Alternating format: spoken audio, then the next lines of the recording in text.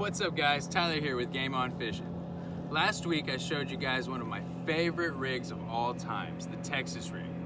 So this week I decided, what better way is there to show you guys exactly how to work that bait than to get out on the water and do it for you.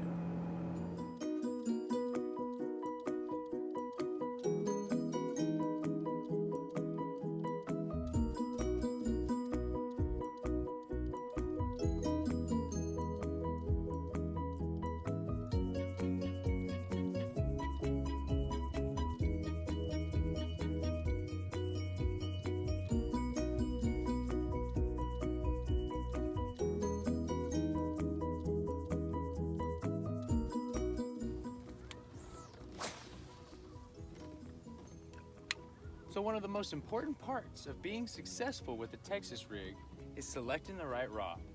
One of my favorite rods for this is the Kistler Rods HELIUM Series 7.4 Medium Heavy Extra Fast. It's got a ton of backbone, it's extremely light and extremely sensitive, which will allow you to indicate that subtle bite of that monster bass.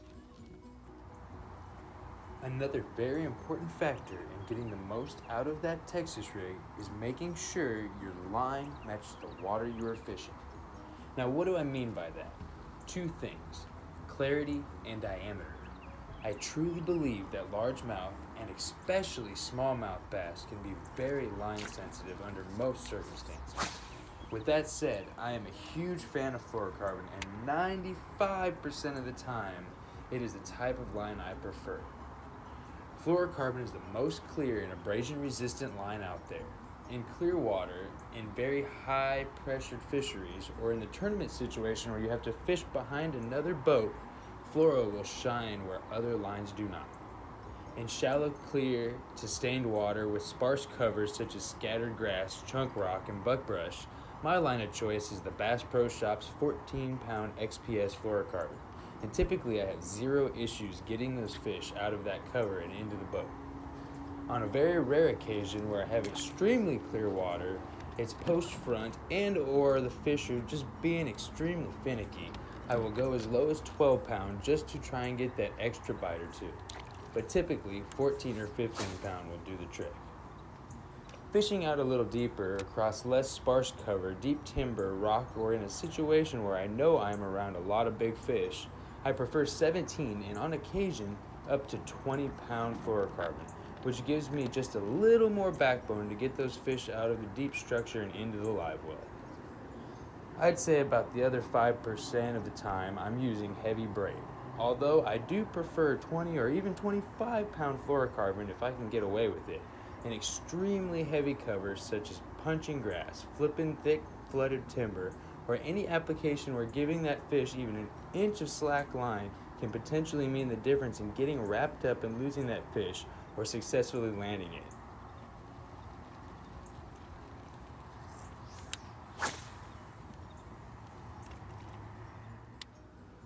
So there's a lot of ways to fish this rig, but one of the most successful ways I've found is simply dragging that bait.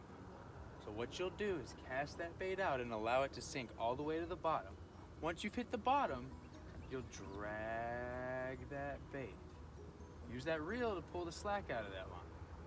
Now one important thing to keep in mind is as you're dropping that rod, you want to try and keep that line as tight as possible. Because a lot of times, as you pick that bait up and it falls, that's when that fish is going to smack it. So you'll drag that bait. Reel the slack.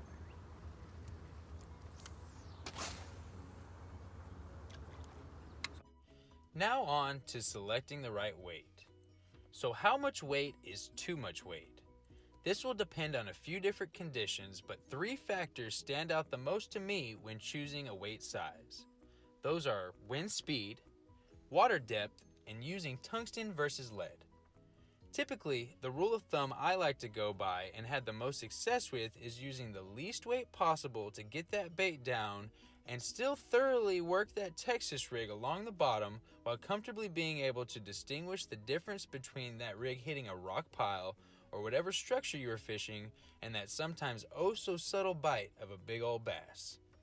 Obviously, Deeper water means a bigger weight to get that bait to the bottom, but this also holds true to more windy conditions. As the wind starts to pick up, it will sometimes cause a bow in that line, and although a sensitive rod helps tremendously, a little more weight may be necessary to still effectively feel that rig and distinguish that bite from structure. Personally, I will not throw a Texas rig without putting my Woo tungsten bullet weights to good use. Lead weights will get the job done if necessary, but using tungsten definitely has its benefits. First off, tungsten is a much harder metal than lead, which means every time that weight hits any type of structure, it will feel much more crisp and will tremendously help you feel the bottom, especially in those more windy or deeper conditions. Lead is much softer, and that weight will absorb a lot more of that feeling, which will in turn cause you to miss the bite or have to go heavier to feel that same bite. Lastly, in shallow water, a smaller, lighter tungsten weight will go a long way. It will allow you to present a more subtle, compact bait and a more stealthy presentation than using a bulky lead weight, which is less likely to spook a fish that may only be a foot or two below the surface. Thank you all for watching, and don't forget to like us on Instagram and follow us on YouTube at Game On Fishing. Tune in next week for another episode of Wednesday Weekly Wisdom, and as always, tight lines and game on.